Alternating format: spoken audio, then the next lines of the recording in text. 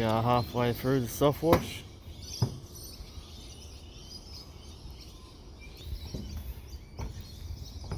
Just out here on site doing a soft wash on a roof.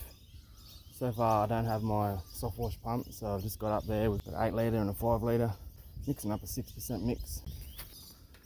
It was completely black. Alrighty, working itself off, slowly but surely.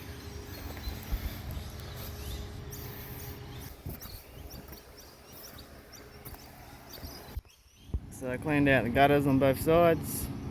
Do one more spray of SH and it should be done.